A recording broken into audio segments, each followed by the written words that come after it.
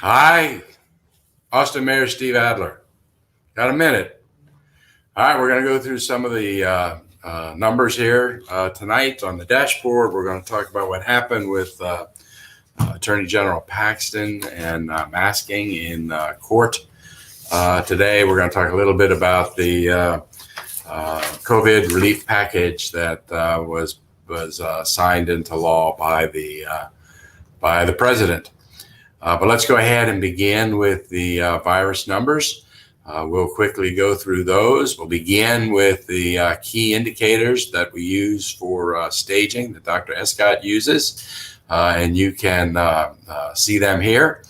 Notice that the number of new admissions, 22. That's lower than the 7-day moving average, which is 24. This 22 is a little bit more than we had yesterday, which was 17. But the 24 for the 7-day moving average is down 2 from where it was yesterday. It's down to 26. So here we are. We're up in red. We got down to orange.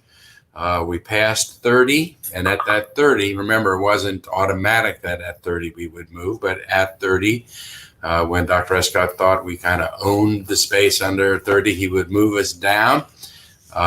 So here we are with that area. I think we're getting close. Expect him to potentially make that announcement now that we're down to 24. Let's wait and let's see. But 24 is a good number. We need to keep pressing this down. We need to get down below 10. If we can get this number below 10, we're down in the blue zone.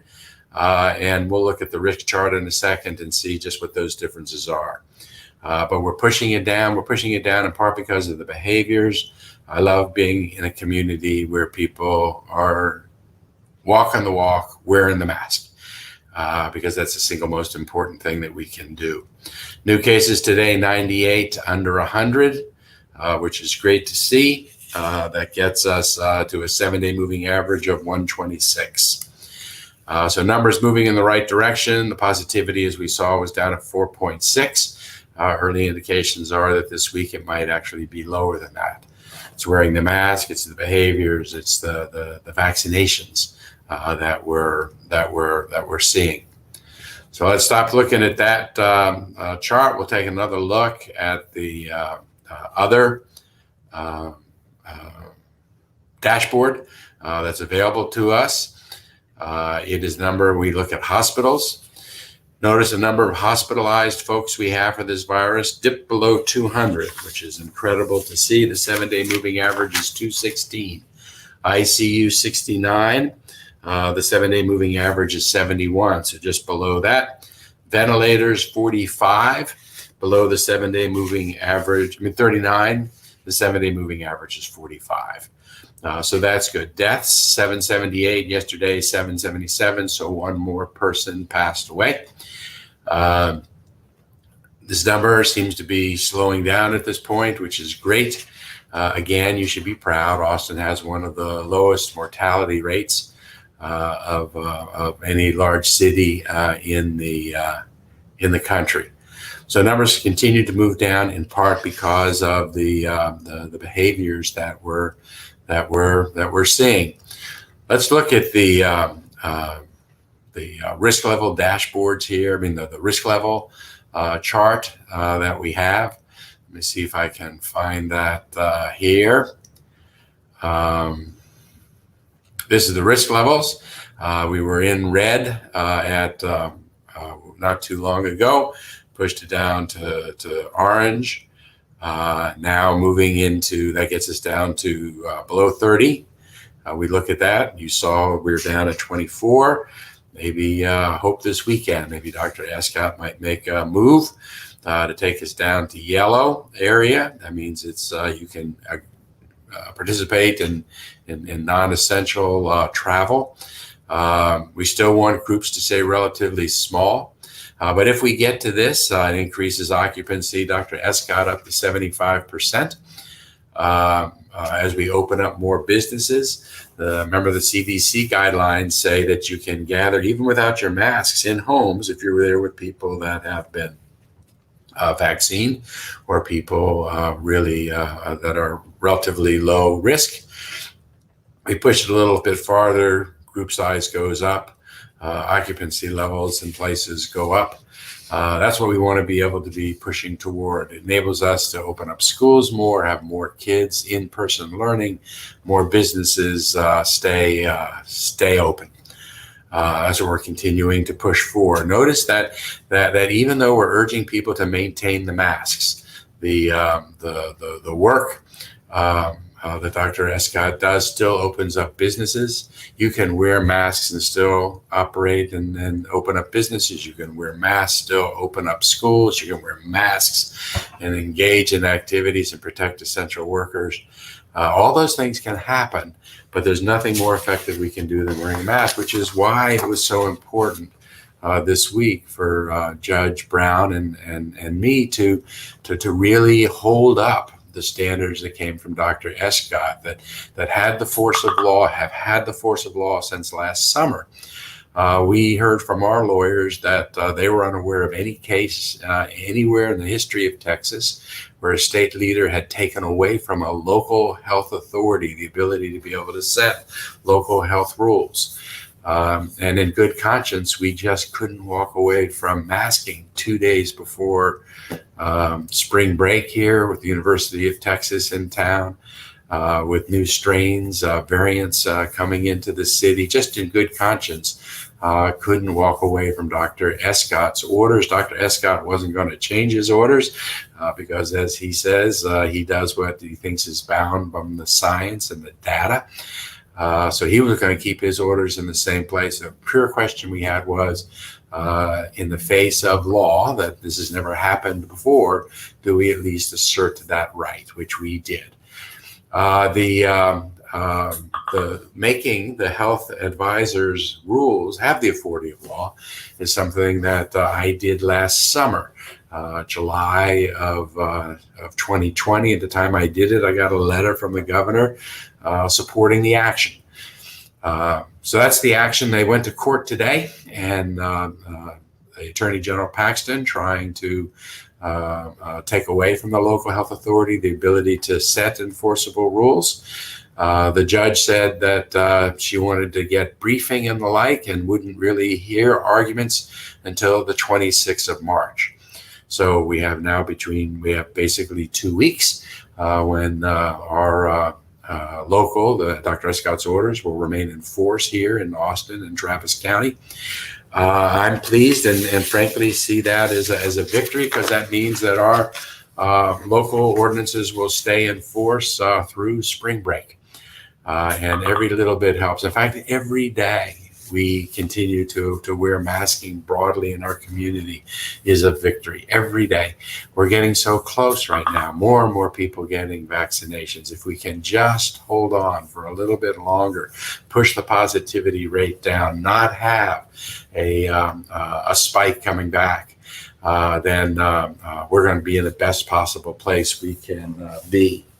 You know, we had the University of Texas did some modeling to see what the impact would be on our numbers if everybody stopped wearing masks. If we reopened the economy to the 100% level, remember Dr. Escott, if he moves us to Yale, is moving to 75% on his own. But if everything moves to 100 and we don't have masks, what happens if we combine reopening with spring break, with the variants coming into town? What happens to our numbers? Here's the report. It's online, and I'll post that so people can get it. University of Texas did it. But here's where our numbers were coming back down. But the danger is that the happening all at the same time. Reopening to 100%, spring break, based on what we've seen in the past with holidays, the variants coming to town, that could be our green line. Just with reopening and spring break, the number goes up from where it would be if we maintain masking and stay down at that level. So that's what we're fighting for. It is real. It's not insubstantial. It is what the data and the doctors say. It's what we know absent any kind of political or partisan bent. So every day we get to hold on to it is a victory for us. We're going to hold on to it for however long we can to try to drive down positivity in our community. Again, I am so appreciative of the individuals and the businesses that are really supporting us on that. Great website to go to, or if you're on Twitter or social media, hashtag MaskUpATX. It's a great site to go to, share the reason why you continue to mask up in the city. You can see, if you go to Twitter, everybody that has jumped on that. Wear a mask, save a life. Is what we're trying to get everybody to do. But, as you go through these stories that people have posted, business leaders creating hashtag safe and sound ATX. It's a code of conduct within Austin's music and arts community. So thank you to the businesses that are trying to protect health and safety in our community. Business effort, the chamber is involved in it. Here was a letter from El Paso Mayor Oscar Leeser. Wrote a letter to the governor asking him to please keep masking. He tells the story about he and his brother and sister went to visit their mother just before she passed away last year. It was believed she had COVID. She didn't have the test at the time. Mayor Leeser wore his mask. His sister wore his mask. Brother did not. Later, it turns out that the mother had COVID. She passed away, and in a really heartbreaking way, the brother that did not wear the mask ended up getting COVID and died in December. So he lost both his mother and his brother. But hashtag, we choose, Central Health said we choose to wear a mask to protect our family and our friends. But you can go to the site and see HEB, thank you for reversing your position and mandating masks in your store. Thank you for Randall's and Walmart and others all doing the same thing. Wheatsville Co-op. One of the people that responded on this were parents of a child that has a congenital disease and is susceptible, thanking the community for helping to protect and keep their son. Ballet Austin, also mask required at all times. There's a master list of restaurants and stores that are enforcing mask available to folks, but you can just see the number of people that are supporting and pushing for maintaining the masking in our city. Again, so appreciative of that. I want to touch base real fast with respect to the American Rescue Plan that was signed into law. That's going to bring to Austin, the city of Austin, just under $200 million that we can use in a truly transformational way to help protect people and exit this virus as a more just and city than we came in, to really be able to do something maybe institutionally long term to take advantage of this resource. Travis County got about $250 million anticipated out of this package. We're on our way, I think, here in Central Texas to have a healthier, stronger city with people and businesses, live performance venues getting support. A total of $350 billion of the 1.9 trillion comes directly to states and to cities. I told you what Austin's and Travis's county share was. It's also $170 billion for schools. That's $123 billion for K through 12, but $40 billion for higher education, $3 billion for individuals with disability. That's going to see part of it. It's going to see its way to our community. $50 billion for small business relief. That's additional money for the PPP, the Paycheck Protection Program, which enabled so many of our businesses to pay employees rather than letting them go. $1.25 billion just for arts and cultural venues. $10 billion for the small business tax credit program, $40 billion in direct child care relief to help us rebuild back and return the child care infrastructure in our community. That's the largest investment in child care per capita basis since World War II. So excited to see that much money going there. Some of that will work its way to where we are. Additional local aid through the funding formulas. 25% set aside for places that were experiencing tourism-related losses. I'm hopeful that we're going to be able to qualify for that. $30 billion across the country for transit.